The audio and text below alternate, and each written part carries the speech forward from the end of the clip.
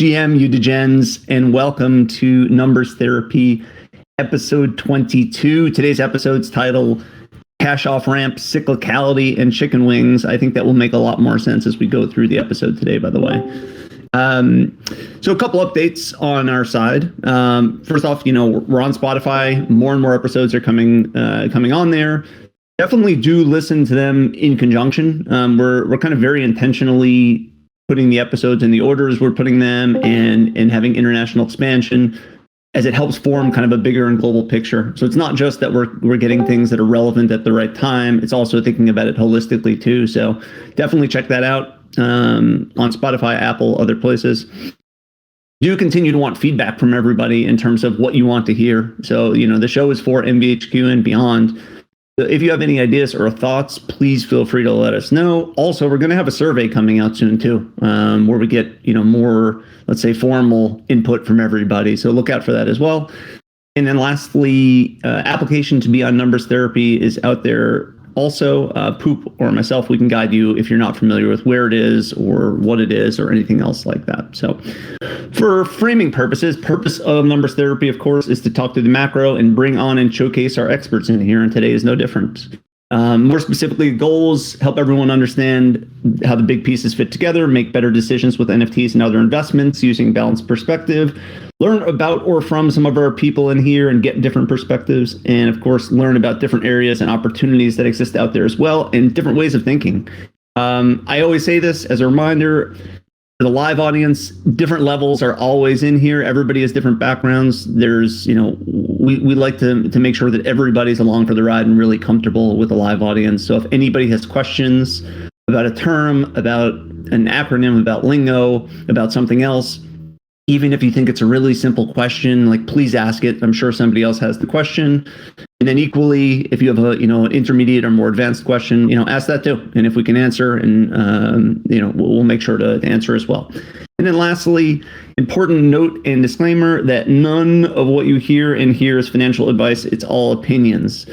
So without further ado, and on to today's guest and episode. So our guest today is a great story. When young, hustled his way into trust, having worked with a mentor and built his way up to a partnership level. Comes from more of the real estate and real estate related operations side of things. But I for one treat him as, a pragmatic business guy who knows how to juggle and prioritize really well. What's great about his model is that he's built balance, both from a macroeconomic standpoint and also from a time standpoint. So we're going to get some good insight, I think, on that today. To have his core businesses in conjunction with NFTs, and has a really great lens through which, to look at both of them, in my opinion. I sense he's also been able to see firsthand some very pragmatic lessons in terms of the economy, cyclicality, and beyond. So there's some really good parallels in there we're going to be able to discuss as well today. So I'm really happy to have him as a new friend. Please, everyone, welcome Wingking to the stage. Wing, how you doing today, man? What's up, Basso? Thanks for having me, man.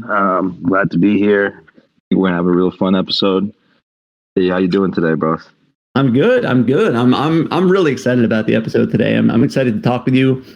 I've talked a little bit, but not too much. So I'm not only the person who's talking with you today, but I'm also in the audience too at the same point, and curious to hear what we talk about and what we have to say. It's gonna be really, really good. So I appreciate it, man. We're gonna have fun.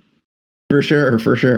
So yeah, let's start maybe where we always do, and with framing, with in your background, and I think in your case that would take us from about 18 to 29 years old, plus or minus, right? What was your path pre NFTs and even pre crypto? Where were you focusing your attention? Sure. So I'll give you a quick 0 to 100. Born in New York, raised in New York. I went to Rutgers, went to business school there, did supply chain. And I knew year two, I never wanted to work for someone. So, throughout college, I always tried to do different things, whether it was, e-com this is 2010. So e-com wasn't really as big, but I was, buying and selling things on eBay. It's, bought and sold some cars, used cars, saved up about 100,000 when I graduated 2014. I looked at almost 200 different brands. So I was about 21, 22 years old at the time. When I say brands, I mean different franchises. I always knew that, a lot of friends that I met in Rutgers, their parents and their backgrounds, they grew big Wendy's and Burger King portfolios through franchising, and that's an easy way to scale because the blueprint's already there for you, right? You're not really reinventing a wheel. You're not really making V's wings or anything. It's the model's there, so that's why I kind of wanted to do that. So I looked at almost 200 different brands. I had 100,000 saved up. I was like, you know what? If I'm going to do something, I might as well do something that's kind of been established. So narrowed it down to a couple options. I kind of wanted to pick something. This is something that a lot of my friends that had the brands and kind of what told me, like, don't do a brand that's like brand new. It's like, 10, 20 units chain. Kind of do something that's kind of established in other areas. So I narrowed it down to about 4 or 5. And there's a brand called Wingstop that was kind of big at this time in Texas. In California, they had about 400 stores nationwide, but they had none in New Jersey, none in New York. So I was interested at that time. Rick Ross was also a franchisee, and he was kind of talking about it in a couple of songs. It was becoming mainstream, but it wasn't a thing yet. So I flew down to Dallas. My father, this is, I would say, August 2014, right? Like 3 months after I graduated college. That Dallas is their headquarters. So I pretty much went to a couple of their locations, saw their food, saw their operations, saw how busy they were. And I was like, wow, this could really work. It's a small blueprint. Back then, fast casual wasn't really a thing. People weren't building out 1,500, 2,000 square foot stores like Chipotle style, other brands like that. This is kind of like a newer segment that was just getting popular. So I really thought this model was working, and that could really work in New Jersey. New York was wings, and football is a big thing. At that time, Buffalo Wild Wings was really the only brand that was in the area. There was really no other, big national chain. So everything else was mom and pop. So, I went to Discovery there. I originally signed up for a 5-store deal in New Jersey. I had the 100,000 that I had earned, and throughout 4 years of college, I used that. My father also gave me a 100,000 loan, and I got an SBA loan for the rest, which was about 500,000 total. So I got 100,000 from my father. I put 100,000 up myself and 300,000 loan. And I had originally a 5-store deal. I opened my first store within Central New Jersey, which is in about October 2015. For 2 years, man, I put my head down and just worked. I learned the business inside and out, 15, 16-hour days, some days if I had to. Just kind of wanted to learn everything myself before you don't hire the GM or anything. So just learn everything from the cashier, back, front, name it, scheduling, ordering, invoicing, how to do construction. Just try to learn everything I could. Opened the second store, I would say 2 years later in 2017. And essentially, I had one of my friends that his father has about 80 Burger Kings. They're the largest Burger King franchisee in the Northeast. He actually wanted to get into Wingstop at that time. And he told me, he's like, hey, why don't we partner? We could, do a lot more stores. I was like, yeah, I'm interested. So they were going to do 10 stores. I already had my 5. So they pretty much bought into my one existing store. And we ended up doing 15 stores ourselves. So we teamed up. So it's me and him now, and instead of just me. So right now, currently in Jersey, we have 7 Wingstops. And then I'm just going to give you a quick rundown because I feel like, that's pretty long. So, and then like a year or two later, 2016, I got into Orange Theory Fitness, which is a gym. So we have about 2 in Jersey, 6 in Delaware. And then we also have a 50-store agreement in India. And then I also, 2 years ago, I got into F45, which is another gym concept. They're kind of like the male version of Orange Theory. Mark Wahlberg backed, and we have 2 of them in Jersey. So 3 different brands. It's kind of my franchising background, and then also obviously right now is my main focus is real estate. Franchising entails a lot of day-to-day and hands-on operations, which I kind of hate. So I'm kind of phasing myself out of that and just focusing on like larger real estate projects. That's awesome. That's a great background. The AI is asking the question of how did you actually save up the 100K when you're through college? I think he said something about that being normally that's like many times more than the average kid's beer budget. So how did you actually save up the 100K in college? What were you doing exactly? I think you said something about used cars. Yeah, no. So, I mean, for 3 years, I was pretty much doing anything I could do to make money. So whether it was, buying stuff like jerseys and stuff on eBay and reselling it, like they're getting bulk jerseys from China and reselling it. I was also, my friend had a car dealership. So we were making, small cars, whether the Toyota Camrys or Nissans, like making 3-4K on it. And, over time, 3-4 years, whatever I had, I really didn't go out or anything that for 2-3 years. Now it's a different story. I go out almost every weekend. But back then, I really didn't, go out and spend money too much. Really just all my money either went on weed or saving up. So that's pretty much what I did. And yeah, I saved up close to like 100 and like a couple 104, 103,000. I gave it to my father as like almost a good faith.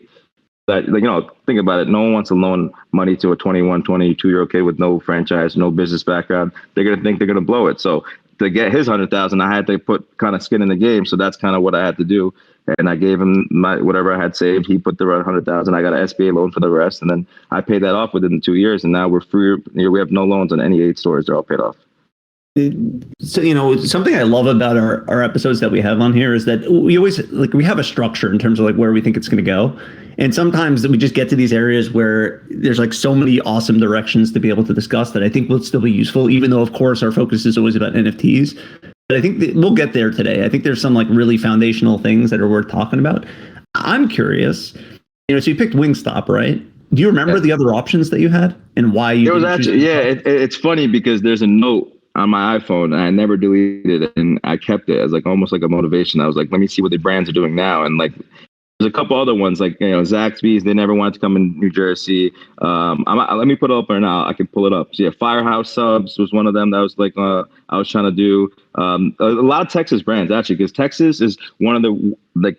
If you look at the United States, Texas is the area where every brand kind of goes to establish because the rent's cheap, labor's cheap, and they kind of have a lot of areas for you to build and do multiple locations. So in Texas alone, there's over 100 Wingstops in Dallas, 100 Wingstops in Houston. So there's a lot of room to expand and grow. So a lot of brands start in Texas, it's a low risk of failure. So a lot of the brands, when I went in Dallas, I was looking around. So those are a couple of them. There was another 100 Montanitos. It was funny because I was going to do that over Wingstop. And they're closed. They actually opened 4 locations in New York City, and they're all closed. So, sometimes you got to go with your gut. I just felt like Wingstop was a small operation. It only cost about 400. So, when the first store cost me 500,000. Now we were doing stores. We do our own construction, so we do about 340. So your ROI is like less than 2 years. And a lot of these big fine dining, you're paying almost McDonald's costs you about 1.7, 1.8 million. You're gonna get that back maybe 4 years, 5 years. The ROI is way less. So, you kind of want to do these small. That only delivery only stores because that gives you a way better ROI. That's interesting. That's really, really funny that you have it written down still and to have that motivate you. That's very, very cool. So, okay. So obviously we're going to segue into NFTs and crypto and that side of things. That's what we do. For you, it sounds like, so you progressed. You started with the franchises. You evolved into real estate, I think, with your partner also, right? But come 2017, crypto became a thing for you, right? So how did that happen? How did you fall into that? What was your first reaction to crypto? How did that all go down? Yeah, so it's funny because I actually used crypto back in college, like 2013, 2014, to buy like drugs off Silk Road, and that was when I was a degenerate. And now, fast forward 3-4 years later, I kind of wanted to get in crypto because I wanted to do something on the side in my free time outside of the restaurant business because I was spending all my time in the restaurants, and I was like, you know what, let me make some kind of money on the side. So I was dabbling. I suck at trading crypto, so I really never really or sold things. I just bought and held, and a lot of my bags over those 4 or 5 years, obviously ICO and stuff went to zero. So, but obviously I got Ethereum and a bunch of other some BTC here and there. I just kind of held projects that some of my friends told me about. That kind of led me to the rabbit hole in 2017. Obviously, when the crash happened in 2018, I kind of forgot about it, just left everything as is, and didn't really revisit until early, I would say mid 2020, COVID. I started dabbling back in crypto, and then January 2021 is when I got into Top Shot and NFTs. Yeah, so you want to contrast those two, right? When you heard about crypto originally, if you remember back, so it sounds like that was earlier. Yeah. You were at 2013, even earlier than I thought. Yeah, 2014 probably. Yeah, 2014. Well, my senior year of college is when we really heard about Silk Road and everything, what was going on back then. So in that case, right, there was an actual, there was a very near term use case that existed 100, for the currency that you were using, right? You could take it, you can purchase whatever you want to purchase, right? And you're kind of on your way. With NFTs, obviously you came into the Top Shot side of things. So it was more collectible driven, but there wasn't really utility yet other than collectibles.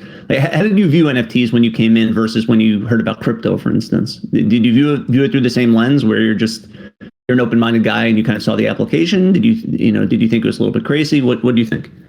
Honestly, crypto was always there for me. I always thought it could be the future, but I'm not a big software coding guy. So I never really fell in love with it, but I'm an art guy. I collect art and I buy art from like, smaller artists, whether it's like individual prints for big artists or like, one of one. So I always liked art, right? So when I saw NFTs and when I fell in love, and I'm a big sports guy, so Top Shot is what led me to the rabbit hole, and then Oiler Beats, and then I bought my Punk back in May last year. So the art is really what grew me through NFTs, and that's what made me fall in love because I've always been like an art guy, right? So like I was like, wow, collecting JPEGs. Obviously, half of it's not even art, but that's essence. Like that's what made me like kind of love NFTs. Is like, oh wow, I can collect this, and it's on the blockchain, and it's all linked to Ethereum, and you're technically making Ethereum when you sell it. So that's kind of what made me dive deep last year into NFTs and made me fall way more in love in crypto than I did, previously.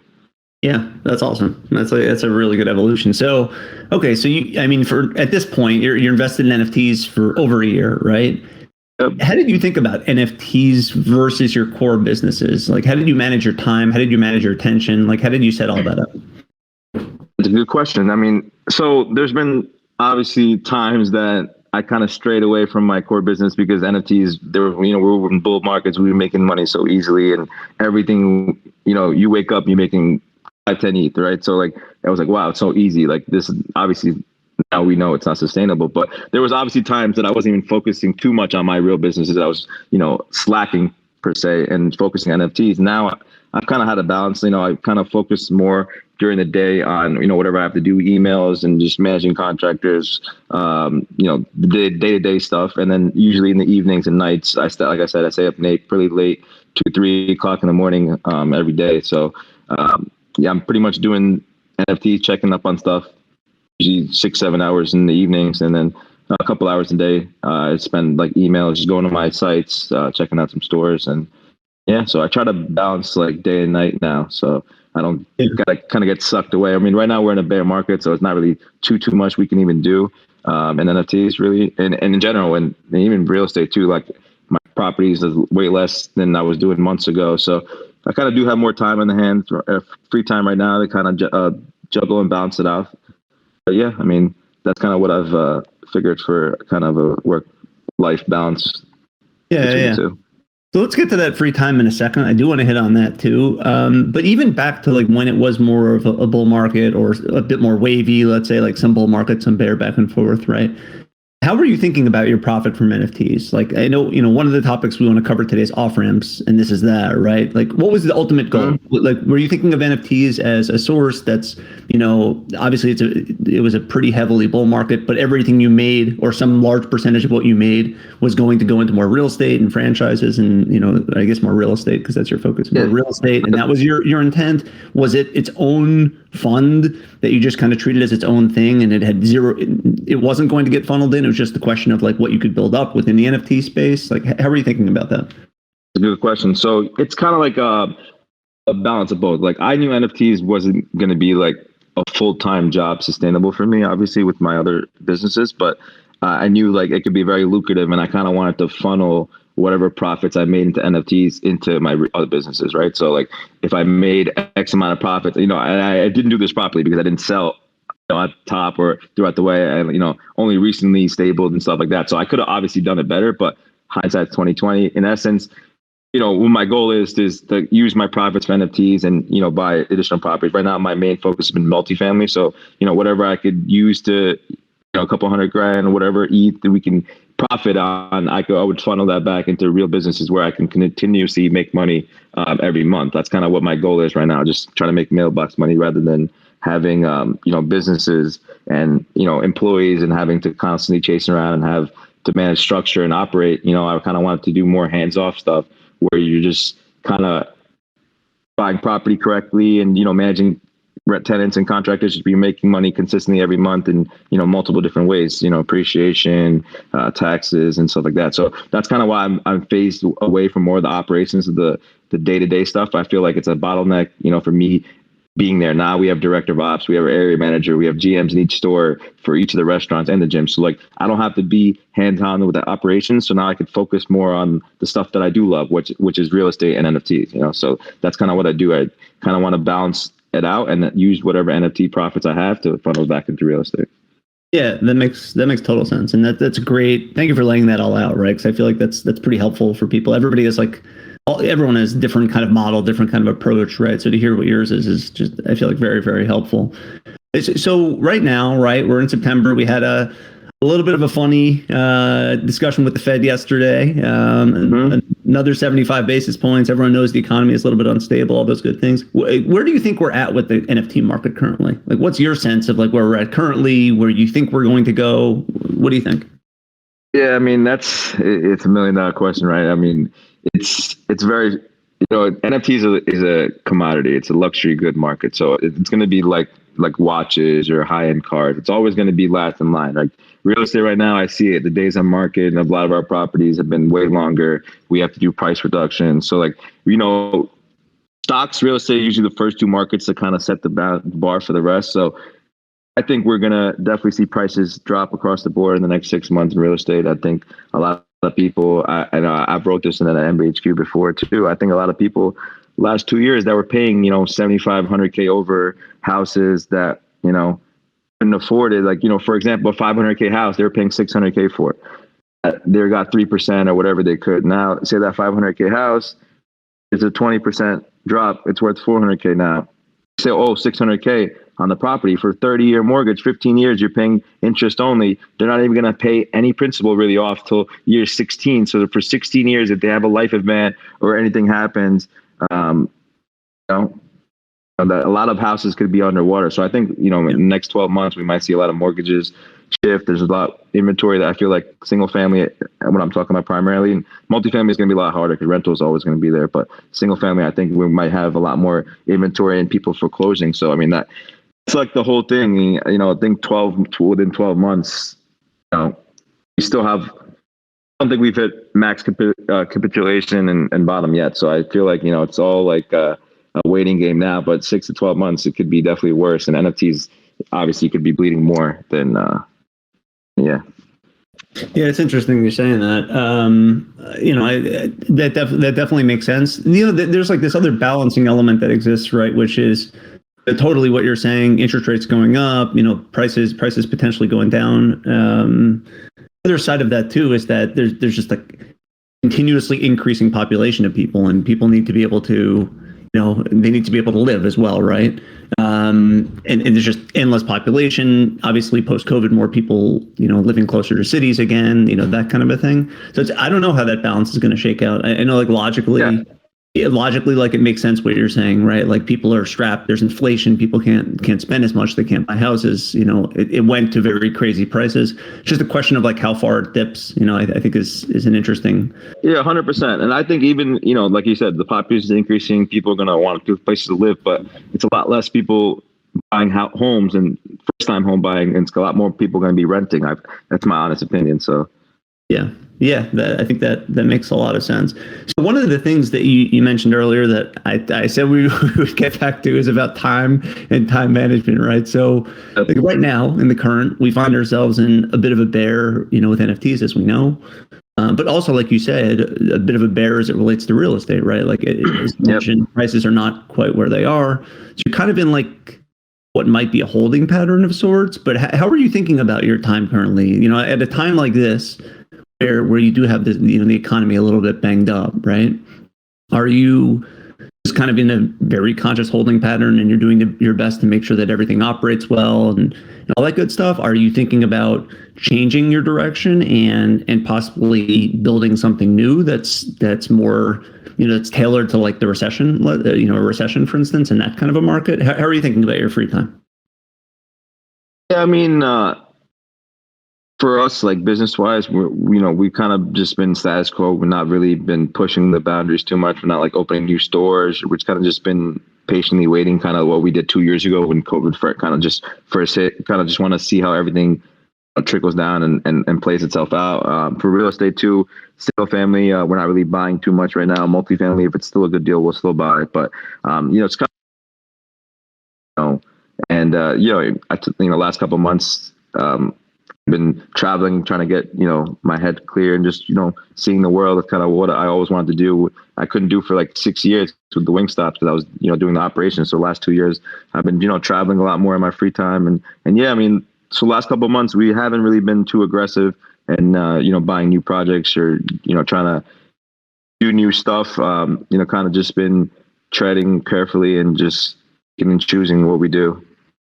Yeah, that makes sense. So, one of the things that you're, of course, going to see before almost anybody, I would guess, right, would be any indicators that the economy has a little bit of an issue, right? So, and I think you'd see this not just on the real estate side of things, which will probably be somewhat obvious, but maybe a little bit lagging, possibly, right? But especially in your franchises, right? So I'm curious, what did you see there? When did you have a sense that there was some kind of issue that was going on, and like what kind of indicators did you see? Anything come to mind? Yeah, I mean, the two biggest factors I think for both the Wingstops and the Orange Theories and is like disposable income, right? Like people have money to spend. That's when sales are up and everyone's in this. Like our deliveries are up, so like kind of when you see volumes and sales go down, like our members for Orange Theory has been down drastically in the last couple of months. Like people aren't renewing as much, so that's kind of like the thing. People aren't spending disposably as much as they were the last 2 years. People were blowing money left and right. I feel like that's one of the biggest indicators. Like our sales volume and that has kind of gone down. And then on the Wingstop side, the demand for chicken in the last 2 years since COVID was insane. Like we were paying almost 3 times the price. I'm sure Jinzo will tell you too. Not even in U.S. only, all over the world. Like pre-COVID, the last 2 years, we were paying astronomical. Like so now the prices have gone down. Pre-COVID, so it also shows you a lot less restaurants of ordering and hoarding supplies, and people aren't like being as busy and ordering as much, right? So like it's supply and demand. So there's a lot more supply now. So that's another thing too. We've seen prices go down across the board on a lot of like quote unquote commodities like chicken and other like bulk goods and sauces and stuff that we needed in the restaurants. Obviously inflation have gone down throughout the board across the world, but that's crazy to see that, last 2 years we were paying more than we were ever.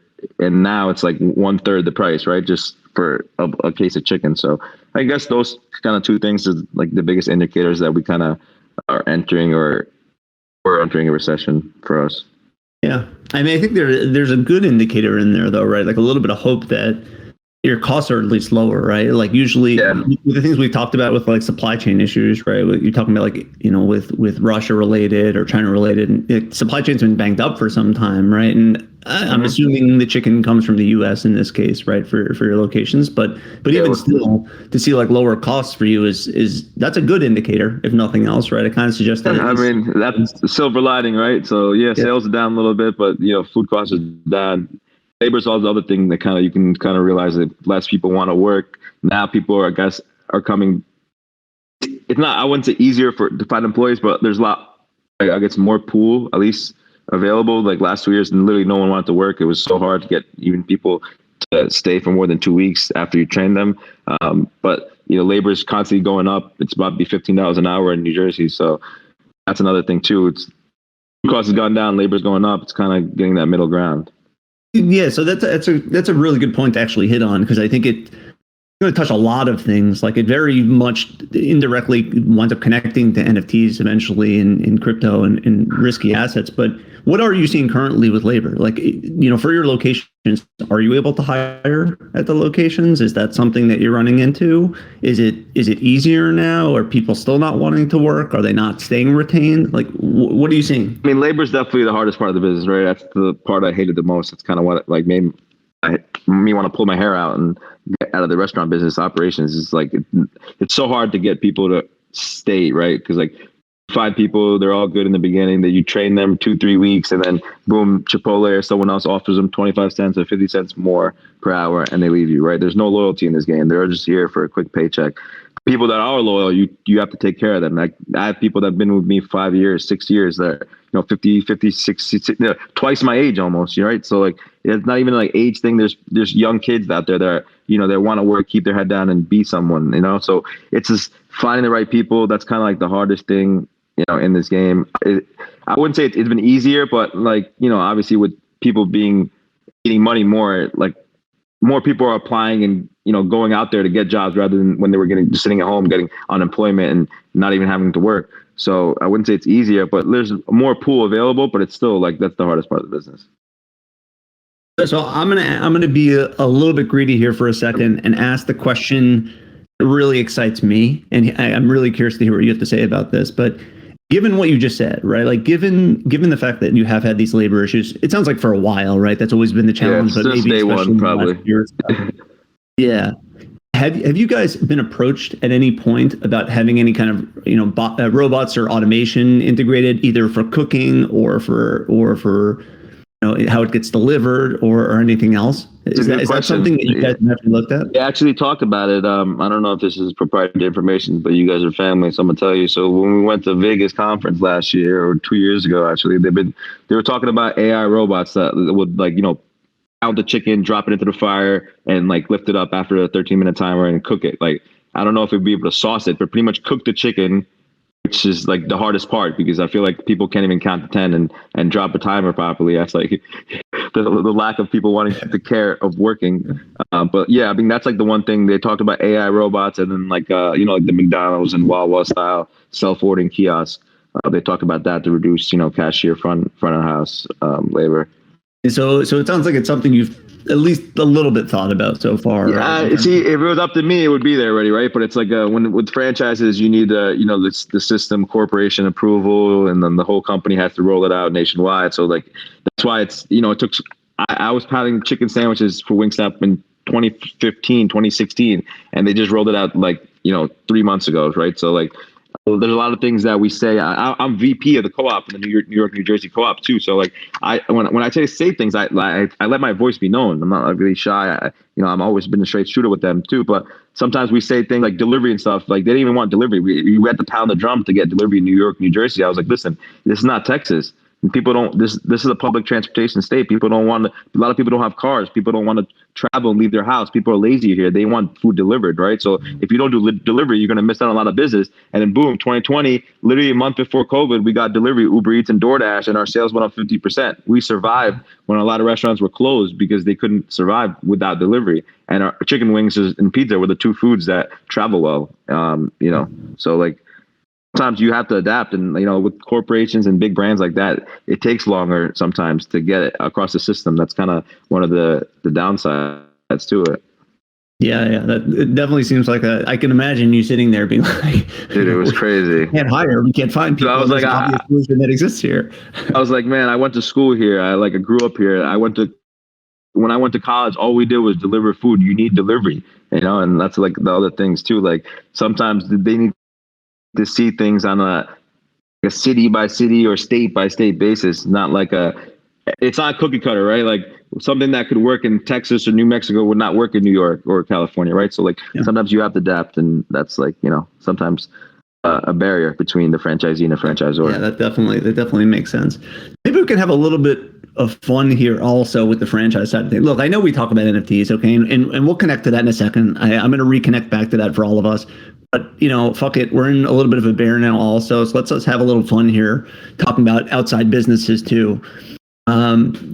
Do you want to talk, Wing, a little bit about the economics and breaking down the economics of a franchise? Sure. I think people would love to hear that, just because we have a little bit more free time. Not that everybody's going to be rushing to go into the franchise business. Maybe some are interested in it, but I feel like it could be very useful to break down. And who knows? Sure. Maybe some people actually want. I'll be glad to help. And just a thought out there. I'm sure there's a lot of people. Younger, older, doesn't matter the age. Franchising is definitely a great entry into business. If you've thought about doing it yourself, you don't know what to do. There's a lot of good franchises there, restaurants and not. It's kind of a proven model. Obviously you have to pay royalties and all that kind of stuff. You're not going to be making maybe as much right off the bat than you would if you do your kind of own concept. And it's a lot easier to scale, right? It's a wise person, one of my mentors told me back in the day, it's easier to run 12 restaurants than one restaurant, right? It's a lot easier to scale, put people in place. So you kind of want to do that, and the only way to do that really off the bat is franchising. So there's a lot of different good brands out there that you kind of want to do a brand that's on the newer side that you can kind of scale, not too established that's been there for 20, 30 years. That's kind of how you can make, just like an NFT, right? That's how you can kind of make that generational wealth. If you get into a brand like Blaze Pizza or Dave's Hot Chicken or whatever it may be, and kind of ride that curve as they're gaining momentum support. Yeah, that makes sense. I mean, it's worth calling out the contrast of that too, right? Which is, I can at least say this from my experience, right? Creating a brand from scratch, and getting not just brand awareness, also like brand equity, meaning like people actually trust your brand, right? And it actually stands for something. Like that is not easy. That is really not easy. It's funny because when I first opened Wingstop 2015, and this is back then we had 400 stores. We weren't in Jersey. That was the first store in Jersey, but still 400 stores in like 25 states. It was still a well-known brand. Now it's 2,000 stores in 25 different countries. It's publicly traded. It's a different world. But back then, instead of Wingstop, people used to come, oh, this is Wing Spot. This is a new Wing Spot. Like they didn't even know this was a chain. Like they didn't know they thought it was a mom and pop. Like so it goes to your point. Like it takes a long time. Like national TV, like, billboards, advertising. It takes a long time to kind of build that presence and that national presence, like the awareness. The brand awareness. Now at this point too, I imagine people are like some chunk of the time searching for like wings. I'm in the mood for wings. It's Sunday, like football or Saturday football. Like I'm in the mood for wings, but probably some percentage of the time they're just plain old looking for Wingstop at this point, right? Like, now it's a different world, right? 6-7 years later, a lot of people now we're a destination. People come specifically for Wingstop. Back then, it was just searching wings on Google, seeing the first or second spot that came up. Oh, this is a new spot. Let's try it. So now people know. Now. Fast forward 6 years later, Jersey alone has 25 stores, so we've came a long way too. So but it goes back to your point, like brand awareness and stuff.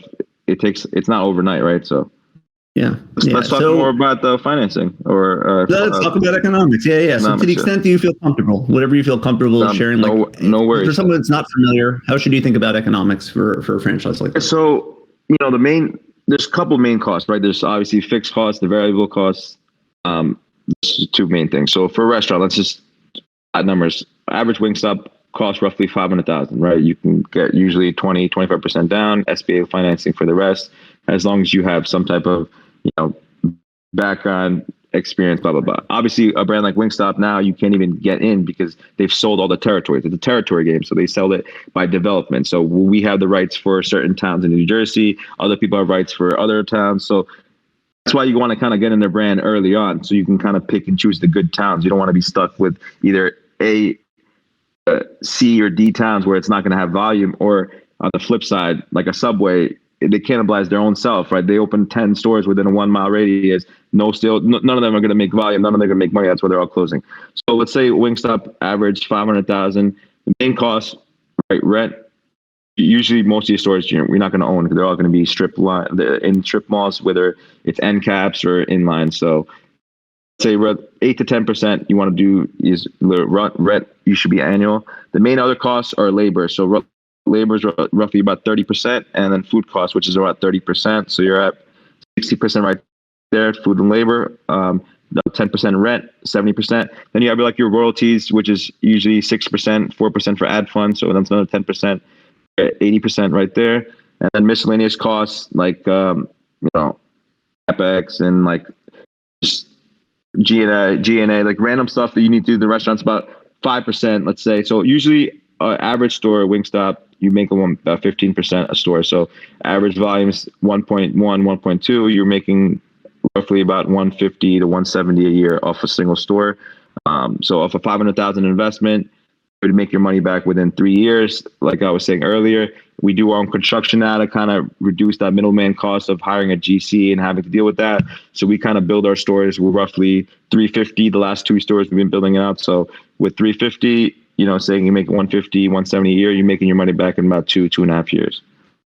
So, okay. So that's like the economics of a single store. Let's get to the fun part though, right? Mm-hmm. It's when you get to 5 stores or 7 stores, yep. Right? So like what then becomes more scalable at that point? I assume you have like you said, regional managers, things like that. So you're going to have to pay roughly 3% more. I have a director of ops. We pay about $70,000 salary. We have an area manager. We pay $55,000 salary. And then GMs each store roughly about $45 to $50. So you do have to pay more to get that peace of mind. So you don't have to go operate run the restaurants. But all in all, like roughly, we have about 7 stores right now. Roughly each store we net about $125, $130 a year. So close to about $900K. 125, 130, and then you don't have to worry about the management of it, right? Like they're incentive aligned and all that good stuff. You don't have to worry about certain shit. If something goes wrong, you still have to put the pieces in place. But yeah, direct operations wise, like having to deal with the employees and stuff like that, I don't have to do with any of that anymore. No. That's a good setup, is what that sounds like. By the way, I don't want to gloss over this. Something that Wing mentioned earlier is cannibalization, just in case anybody's not familiar with that, right? The premise being Subway jams too many stores into too tight of a location, right? So like in the event that anybody's looking into this, or even if you're creating your own, brick and mortar and you're considering it, obviously doing some like due diligence on like the area, and are there other stores that are similar in the area, even with like a loose definition, or do you have limits in terms of how many stores can enter in a certain area? That's with the same franchise. That's with competitive, assessing that well is kind of what he was talking about. I just wanted to make sure 100%. Yeah, was captured as well. So, and EQ asked actually a related question to this, which was how long. So I think we roughly know the answer, but how long did it take you to be hands off on the daily operations here? Like, what was that curve like for you in terms of when you started and you really dug in? It sounds like the first 2 years to evolving. What was that path like? Yeah, so I mean, it's each case by case basis. But for Wingstop, 2015, I opened my first store. 2 years, I pretty much didn't even go out on weekends. I had friends that were inviting me for parties Friday, Saturday. I was like, no, I can't. I'm working, unfortunately. So literally 2 years, I learned the business, right? I was doing cashier, cook, dishwasher, whatever I could just to learn the business so I could train, right? Because how could you teach someone or tell someone what to do when you don't even know how to do it, right? So you have to learn every aspect of the business before you kind of can scale. So 2 years, I kind of just worked every role, whatever I had to do. 2017, when I was going to open the second location, that's when I hired my first GM to kind of oversee the first location. So it kind of took 2 years to kind of be like quote unquote bitch and learn every part of the business. And then kind of like 3 years, I would say on top of that, jug, because then every 4 months, 2018 to 2020, we were doing a store every 4 months. We were being very aggressive. So we kind of got up to, me running around. So for pretty much 5 years, I would say I was involved day to day in the stores. 2020 to 2021. January 2021 is the last day I ever went and worked or actually had to operate the stores. So for 2020 to 2021, just because of COVID, we were short staffed. I was helping out, just oversee, just bouncing around. And then January 2021 is when the last day I told myself I'm never going to be in the store again. And I went hands off. And that's when, I was like, listen, we're going to figure it out. I got to stop worrying about this kind of stuff. I have more important things to worry about. And, shit will be fine. Even if I'm not there at 100% capacity, even if it's at 80, 90%, it's good enough for me to worry about something else, right? I can't be a bottleneck. So that's kind of what it was. So about 5 years it took me, man, to be completely hands off. Yeah. And in case anybody's like catching it, because I feel like he's telling it out really, really well. But you could even kind of detect it in his voice to some extent. It's this like awkward balance between, like if anybody's listening, and has not had a business before, maybe considering it, right? Like it's a lot of shit to take, right? Running a business, a lot you have to manage, a lot of, quote unquote, like not so pleasant jobs you got to do. You have to do all this. Yeah, if the toilet breaks at 11 p.m., you got to get a plumber there. You got to go fix it yourself. The ice machine breaks, same thing, man. Like, the store still has to run. It doesn't matter where you are in the world. That's why I couldn't really travel for 5-6 years. And the last 2 years, I've been just going like a fucking bird and editing where I want. So, it's a lot of shit and it's a lot of stress. Employees call out, you got to figure it out. Otherwise you have to go there. Right. Or, customer complains, chicken cold, they got sick. You got to make it right. Otherwise you're gonna get a lawsuit. So there's a lot of variables, a lot of different things that can go wrong every day. That's kind of the thing with a restaurant, man. Every day is a new customer walking that door. There's a new,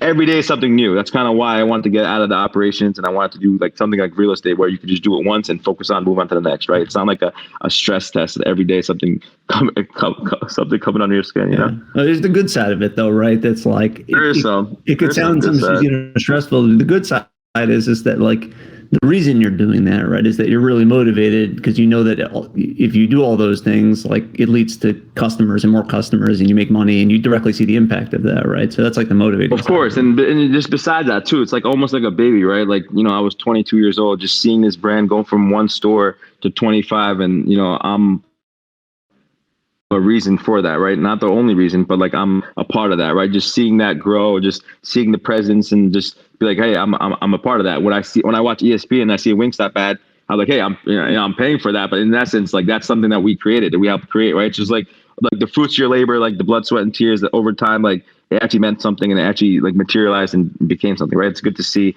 It's not always negative, right? There's always some silver lining or positive way that comes out of all these things. So, okay. So with this also, question I have connecting back to NFTs, of course, right, is either you or maybe even like Wingstop in general, have either or both of you thought about NFT applications in your businesses? Is that something that's ever come up, or you've thought about it? For instance, like, for example, like a membership model, or membership and benefits model, or anything like that. That's a good question. So for me, right, like as a franchisee, I can't really do anything without like franchisor approval. So for Orange Theory, we can't Orange Theory would be the perfect application. Instead of a gym membership, you buy a pass, you have the right to go to any Orange Theory fitness in the world, right? Like that could be a great model, but you need that sign off from the corporate. That's the problem, right? Wingstop, same thing. They, actually, there's a Business Insider article like a month ago that they filed a trademark for the chicken wing in the metaverse. They're doing something, but it's not on a franchisee level. They're going to do something at a nationwide level. So that's kind of the thing, like that sucks about it. Like, it doesn't matter what ideas I've had, I could talk to them about it.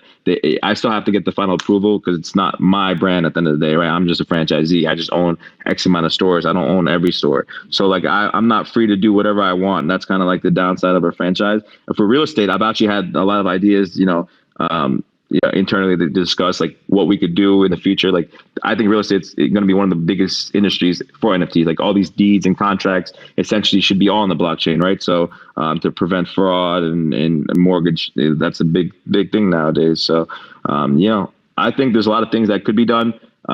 It's not up to me on the franchise side, unfortunately, but on the real estate side, I'm definitely like looking to do some cool things. Yeah, the real estate one's a really interesting one, right? Yeah. Because not just because of the fraud issues and whatever else, right? But that process is like so. It's crazy, right? Like signing a contract, sending it to an attorney for review, and then boom, back and forth. Like all that could be streamlined so easily and so much like stress free. Yeah, I mean that's like the biggest thing. I wonder how that's actually going to go down. Like I know some companies are already working towards this, right, and implementing, but then the same token, sorry, I can't help myself. On the same token, you still have to deal with like governmental agencies and that side of things, right? Who hold kind of deed history, and you have to deal with title. You have to deal with like these different entities. And they have to somehow be somewhat, maybe not them, but either they have to be integrated into the process, or you have to break down the old version of it and now have like an information transfer, because the foundation of real estate, right, and why it worked and why it was so useful in the U.S. and in all countries for that matter, is the deed system working correctly, the title system working correctly, so that people actually do have ownership to their real estate. And that's like a ginormous history that somehow has to be migrated, into smart contracts, conceivably, if that's what we're good at, like, let alone the other parts of the process. So I'm not quite sure how that's going to pan out. Maybe, do you have any thoughts about how that's going to pan out? I have no idea. Honestly, I don't know, but it's going to be fascinating to see and like, view it step by step as it comes, but yeah. Well, I mean, look, for you, like you said, for you in real estate, it's going to be amazing, right? An amazing change that'll make your life much better, make it less costly, all that good stuff, probably. For sure, yeah. I mean, the funny part and the flip side of it is that I'm sure you'd probably be okay with having slightly higher costs if it were a much simpler and cleaner process, and you can actually get through faster. You don't have to wait 20 days for title appointments and for BS that's happening within governmental agencies and whatever else. Like for a better process, you'd probably pay a premium, via royalties or whatever else, I would guess.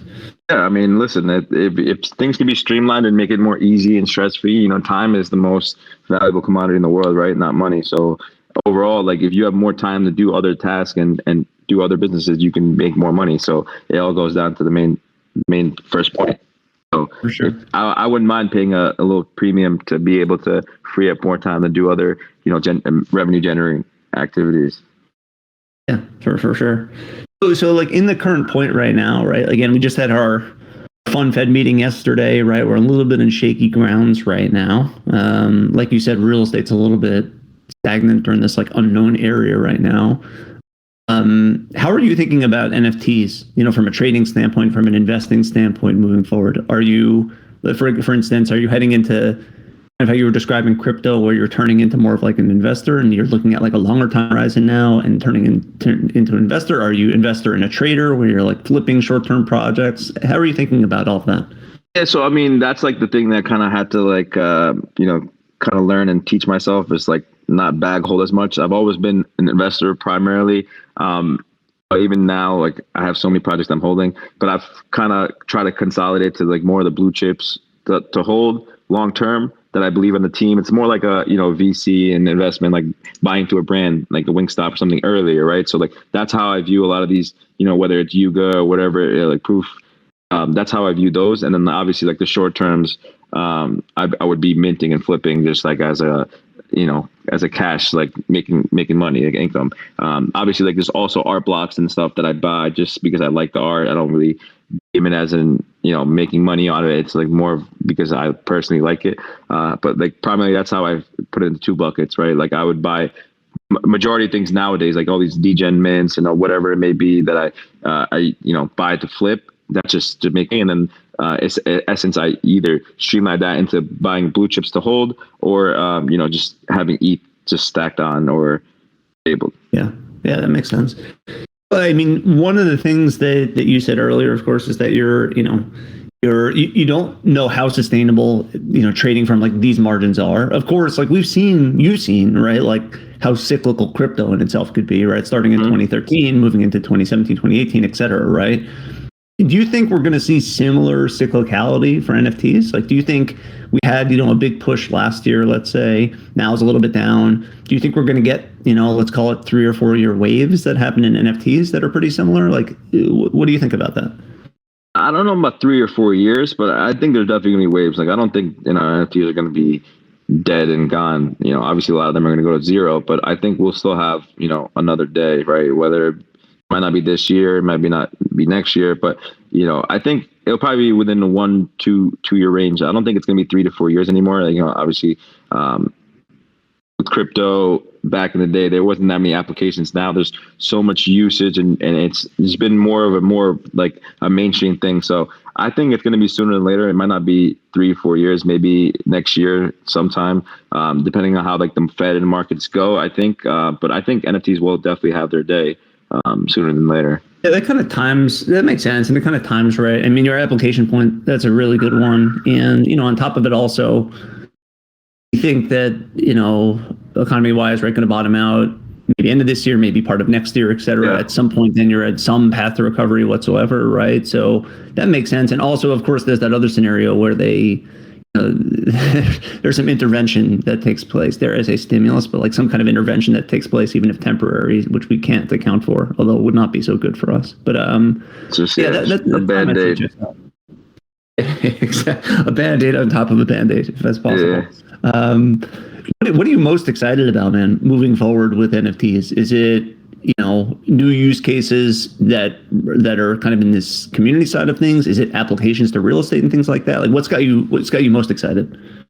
Honestly, I think we're just scratching the surface. Like, we're in the bottom of the first inning with NFTs, and like the sky's the limit. There's going to be a lot more teams and big money and applications and just like smart use cases that people can apply and use day to day. And I think every couple of months there's going to be a new quote unquote blue chip or top tier project that's going to come across, like, and it's only going to get better and better, right? Like every year in any brand, whether it's in food, beverages, there's always going to be some new hot shiny toy that's going to come out that's going to be better than the previous, right? So I think there's going to be people always innovating and making things better, but I honestly don't know what to look forward to, but I just know there's going to be something cool that's going to come out. It's going to change the game, whether it's going to be new or take an old task and make it even better.